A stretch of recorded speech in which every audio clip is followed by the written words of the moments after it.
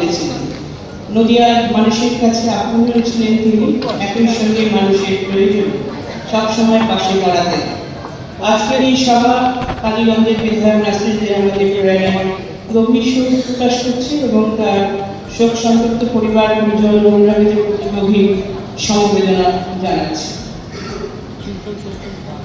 গায়ক অধীর চৌধুরীর প্রয়াণে শোকপ্রস্তাব। প্রয়াত হলেন গায়ক ও সুরকার অধীর বাগচি। মৃত্যুকালে তার বয়স হয়েছিল 83 বছর। গত 1 ফেব্রুয়ারি দুপুর 12টা 15 নাগাদ সেই নিঃশ্বাস ত্যাগ করেন অধীরবাবু। বেশ কিছু সময় ধরে অসুস্থ ছিলেন বরিশালের নজরুল গীতিকার। 31 জানুয়ারি সকালে হৃদরোগে আক্রান্ত হয়ে হাসপাতালে ভর্তি হন তিনি, কিন্তু সব চেষ্টা ব্যর্থ করে 1 ফেব্রুয়ারি না ফেরার দেশে চলে যায় অধীর বাগচি। নথিভুক্ত করদাতাদের সংখ্যা ছিল 9,35 লক্ষ, আর এ বছরে অর্থাৎ 1/12/24 হিসেব অনুযায়ী সেটা বেড়ে দাঁড়িয়েছে 9.55 লক্ষ। বিল্ডিং কমপ্লিশন সার্টিফিকেট প্রদান নথি অনুযায়ী কম্পিউটার সিস্টেমের সরাসরি মূল্যায়নের প্রক্রিয়ার কাজ প্রায় শেষ পৌঁছেছে। এই ব্যাপারে সম্প্রতি সময় সরাসরি সম্পত্তি মূল্যায়নের কাজের পাশাপাশি প্রক্রিয়ার কাজও চলছে।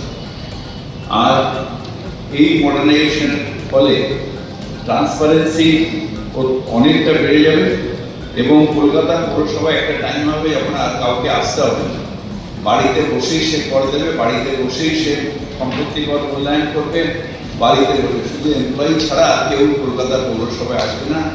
এটা আমার স্বপ্ন এবং সেটা বাস্তব হবে আপনাদের সহযোগিতা। আমি বনপলাশীর পদাবলী বনবাসীর 2 পুরুষ এর মতো ছবির গানে সুর দিয়েছিলেন অধীর বাগচি। 2 পুরুষ ছবির বিখ্যাত গান বেহাজুলি না হয় রাজি গানেও সুর দিয়েছিলেন তিনি।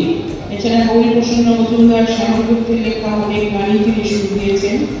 অ্যান্টনি ফিরিঙ্গি বনপলাশীর পদাবলীর মতো ছবিতে বিধায়ক নাসিরুদ্দিন আহমেদের প্রয়াণে শোকপ্রস্তাব। নদিয়ার কালীগঞ্জের তৃণমূল বিধায়ক নাসিরুদ্দিন আহমেদ গত 1 ফেব্রুয়ারি প্রয়াত হয়েছেন। হৃদরোগে আক্রান্ত হয়ে মৃত্যু হয় তার। মৃত্যুকালে নাসিরুদ্দিনের বয়স হয়েছিল 70 বছর। 31 জানুয়ারি রাতে অসুস্থতা বোধ করে তাকে পলাশী হাসপাতালে নিয়ে যাওয়া হয়। সেখানেই শেষ নিঃশ্বাস ত্যাগ করেন তিনি। লাল নামে রাজ্য রাজনীতিতে পরিচিত ছিলেন নাসিরুদ্দিন।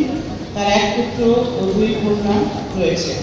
2011 সালে নাসিরুদ্দিন প্রথমবার তৃণমূলের বিধায়ক হন।